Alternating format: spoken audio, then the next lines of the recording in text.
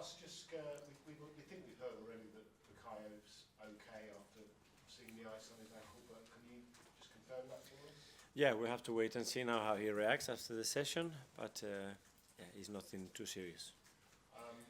By nothing too serious, you mean a good chance, if you're talking percentages of involvement, if selected tomorrow night? Yeah, if we want to, I think we'll have a good chance to play tomorrow. And with Calafiori and Jorginho, it's still too soon for them? Yeah, Rick is out and Georgie unfortunately as well, and I think Georgie will be out for a few weeks.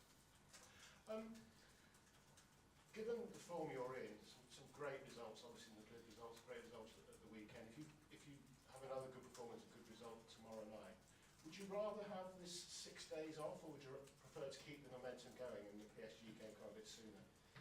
Well, it's what we have. Let's take the opportunity. First of all, and the right to win the game tomorrow against a really good side that they have a really good record away from home as well, and after that we'll have time to prepare the game really well.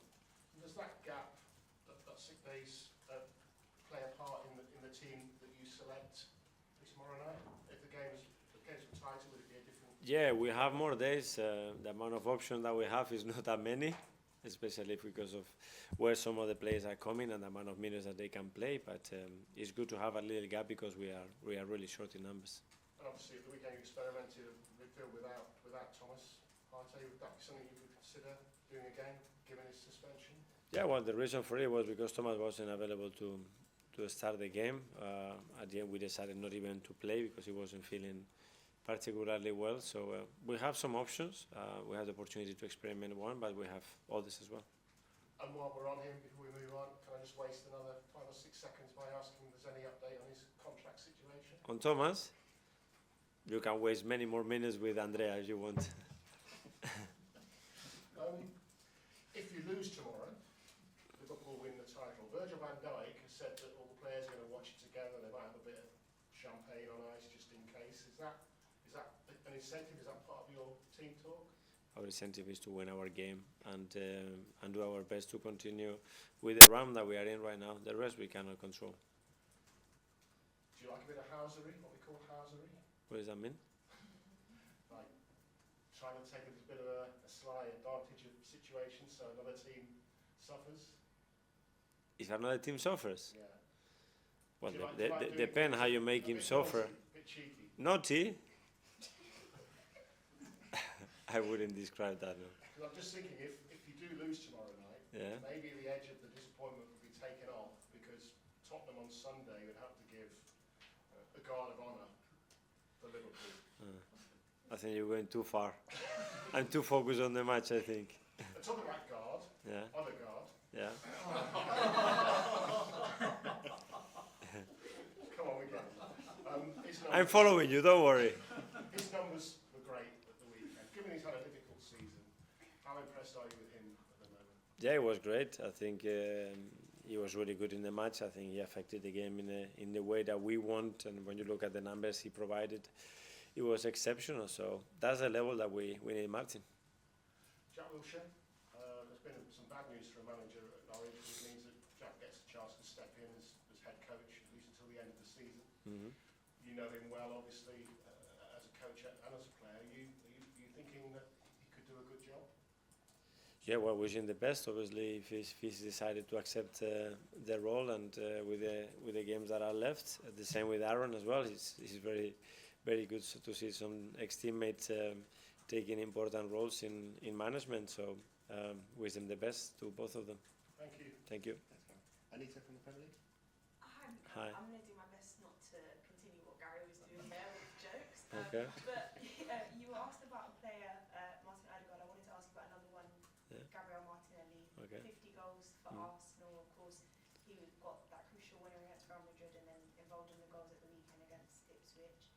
Just, do you feel he's been a bit, I guess, overlooked, especially when you feel the role he played when the likes of Bukayo Saka was out injured? Certainly not by us, but when you look at the consistency he's shown over the last few years, the amount of goals he scored at his age and the contribution to a big club like Arsenal is not easy at all. So I think he's in the right path. He's a fantastic player to work with. his work ethic, his understanding, his desire to play every minute of every competition. That's the kind of characters and leaders that we want in the team, and I'm very, very happy with him. Looking ahead to the game tomorrow, Oliver Glasner now his first full season in charge at the club. Palace are currently 12th in the table and have semi-finals in the FA Cup coming up for them. How do you feel he's doing now that he's managed to adjust to the pace and what is a demanding league here? Unbelievable job. I think what he's taking the team and the club and to be in the position they're right now, I think they fully deserve it. I think it's given the team a very clear identity. I think it's maximized the squad and the ability of that squad. And they are really tough opponent. They are really well coached. I think he's got a very clear mentality how he wants to approach games, and they are very competitive. I mean, to reach the position there on the table and where we are in the FA Cup certainly is not a coincidence, and I think they deserve it. You said a very tough opposition, but you've beaten them home and away in the last 6 meetings, and the last meeting this season was one of the best results for the club, 5-1 in what we've seen in this campaign. What did you like in particular about that performance on Christmas Eve, I believe it was? Well, a lot of things. I mean, to get a result like this in the Premier League, you have to do a lot of things right. We have to try to replicate those, but again, I said it's a really difficult opponent. When you look at the games and what they've done away from home, especially as well, against certain opposition, impressive. So tomorrow we're going to have to be really good. Best of luck. Thank you. Ian, Talksport. Hi, Mikel. Hi. Listen, you've got a big game next week with Paris Saint-Germain. We saw Bukayo Saka got kicked on Sunday. Is there any temptation from you? I know mathematically you could still win the league, but it's looking very unlikely. Is there any temptation from you just to wrap everybody you desperately need for the Paris game up in cotton wool and not play them tomorrow and just relax, let them have a week?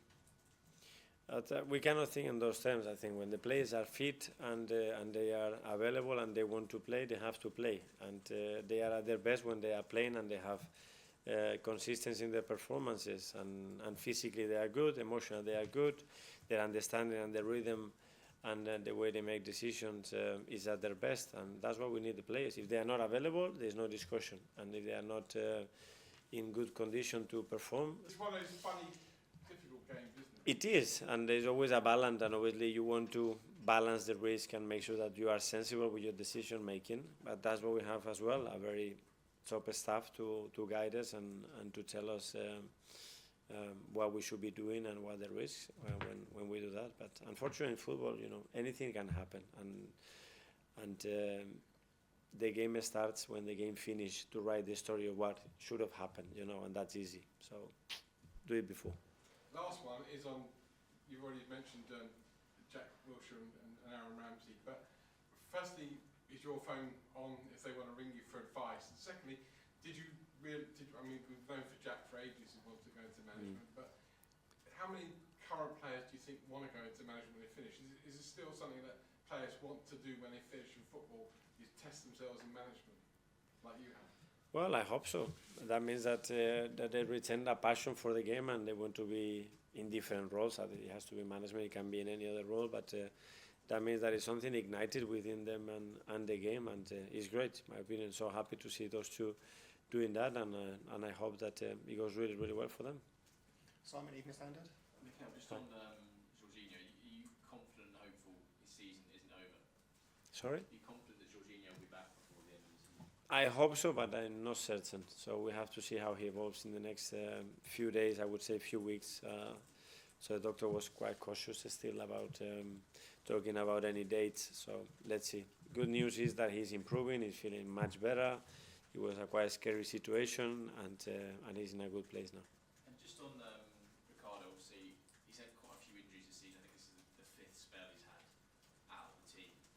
Now, how much of a concern is that, and how much next season is there? Are there things you can do to try and prevent that? Do you think it's been bad? Like, what do you think has been the issue where he's had a quite a stop-start season? Well, 3 of the injuries, obviously there are impact injuries. One is a really bad twist that it could have been worse, to be fair, and he's managing the player as well. So now we learn many more things about the player and how we can be much more on top of certain situations to try to prevent them. But it's true that the 2 main ones, they've been really unlucky and very little that we could have done differently. Art, Athletic. Hi, Mikel. Hi. Just another on Jack and Aaron. I was wondering, because I think they're managing against each other on the final day of the Yeah. season.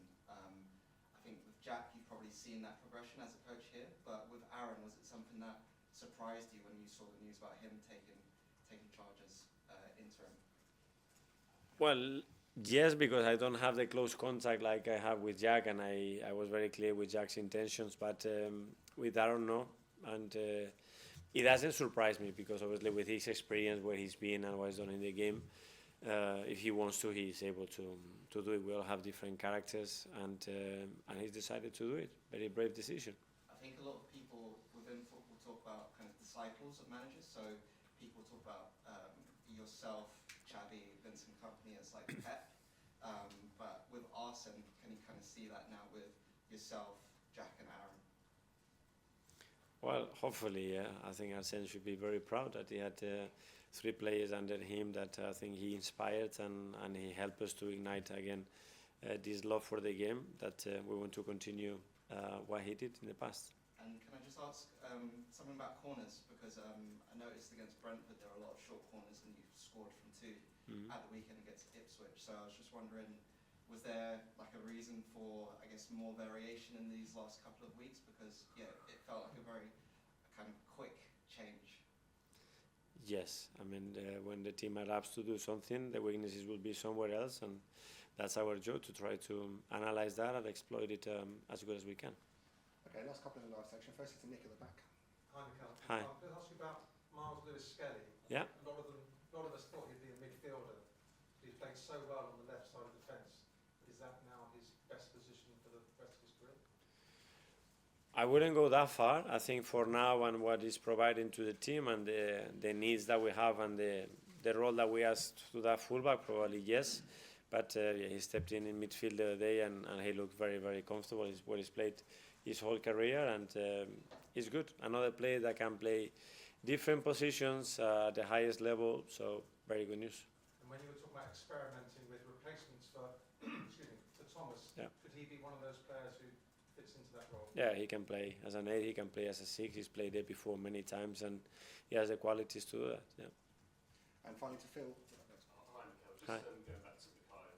Obviously, he's been so impressive, hasn't he, since his return? Has he surprised you at all how quickly he's got up to speed? That's what you are hoping for, and the way he's prepared, he was giving good signs that he could impact the game like he normally does, but obviously to be playing at that level after missing 3.5 months is not easy at all, so credit to him and all the staff that work with him. And just on his future, obviously, he's got years left, but would you like to see that new deal signed this summer? With who? With Bukayo, his new deal signed this summer? Yeah, when the time comes, and we will have those conversations, and I'm sure the club is very on top of it. I think Bukayo has been very clear what his intentions are as well, so I think everything is in the right place.